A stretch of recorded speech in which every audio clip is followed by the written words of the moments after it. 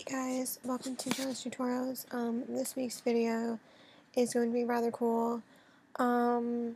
Basically, I was just messing around in Photoshop and created this really awesome photo that I thought I'd share with you guys. I'm using it as a Facebook cover photo, but by all means, use it for whatever you want. You can even probably use it as a website background if you have a website, or whatever. Or you can even use it as a YouTube banner. Yeah, YouTube banner. This would be awesome as a YouTube banner, as long as you have it sized correctly.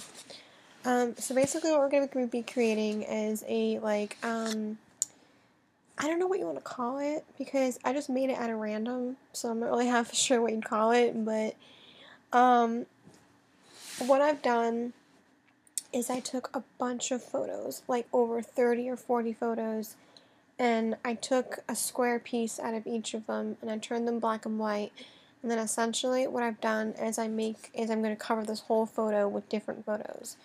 I'll show you what I mean. Alright, so let's just get started. So I've opened a white background.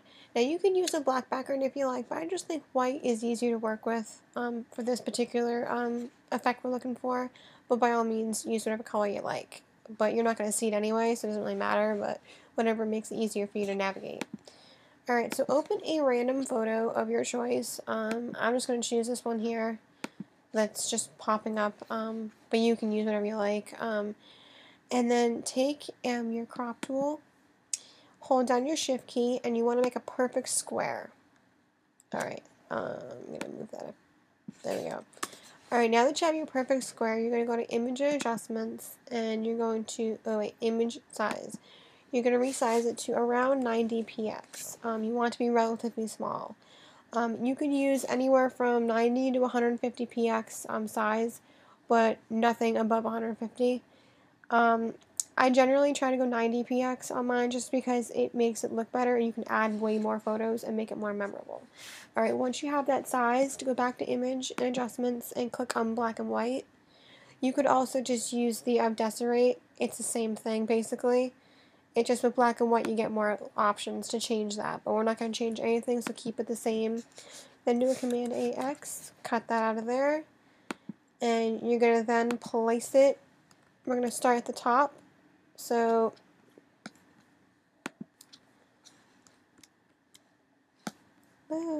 edit,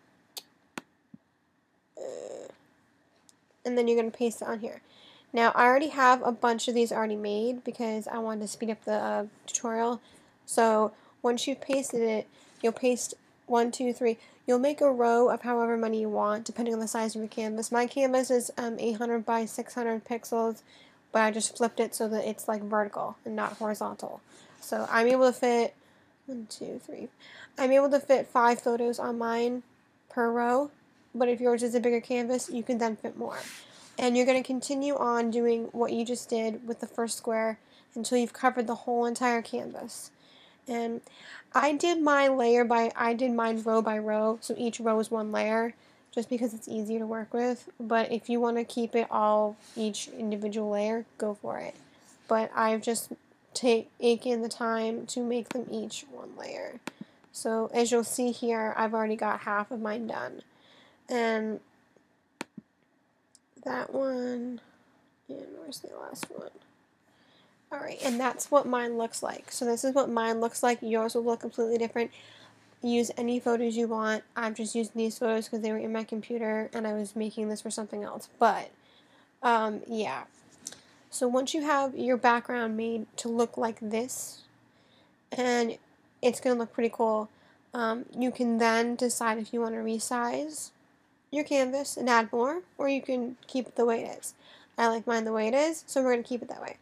Once you have this completely all done, you're going to then go and open another photo, and this photo has to be an energetic photo, and by energetic I mean like someone in the photo smiling, happy, you know, having a good time, just making it look like it's awesome. So for me, I chose this photo here. And you'll notice that I cut out the background already. And you're just going to paste your photo onto your canvas and place it wherever you would like. It doesn't matter where you place it. And yes, as you'll notice, it will cover the majority of some of my photos, but that's fine. It still looks pretty cool. Okay, So once you've pasted that where you want it, and might I just add, you want to make sure the photo that you use does not have like any cutoffs at the bottom, like if it's like half of a photo, you want to make sure it's a full-bodied photo. Like these are here, these are full-body photos, and that's going to really make this photo look really nice. So make sure it's not anyone that has a cutoff or like a half off. I'll show you what I mean by half off and cut off photos, because sometimes people don't get it. Like these photos here, see how like you only get half a body? You want to have a full body photo, so don't use anything that has a cutoff like that. Alright, once you've done that, we're going to add 2 adjustment layers to finalize this photo. I added a brightness and contrast to this because I wanted to brighten up this lovely photo here.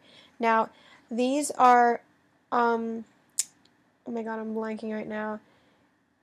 These are the ones here at the paint bucket. These are clipping masks. Wow, I couldn't forget the name. These are clipping masks only down to this one layer. You don't want to have the adjustment layers on the whole entire photo, just these photos here. Now, could you add it directly to the layer and not have an adjustment layer? Yeah, you could do that, but if you make a mistake and you want to go back and fix it, it's a little bit harder. But with an adjustment layer, if you make a mistake, you can always delete the layer and then redo it. That's my theory on that. So, adjust the brightness to whatever you think is fair for your photo. I chose 18 for the brightness and 25 for the contrast. But by all means, your photo will be different because every photo has a different lightness to it. So these 2 layers we're doing now are completely and utterly up to you. And then I added a hue and saturation just to come with that. I lightened it a bit and I used for saturation. Leave the hue alone. That's not even any coming into play. It's just the saturation lightness you want to fix if you need to. If you feel like it's fine the way it is, then leave it alone. Then, once you've done those 2 layers, you're completely finished.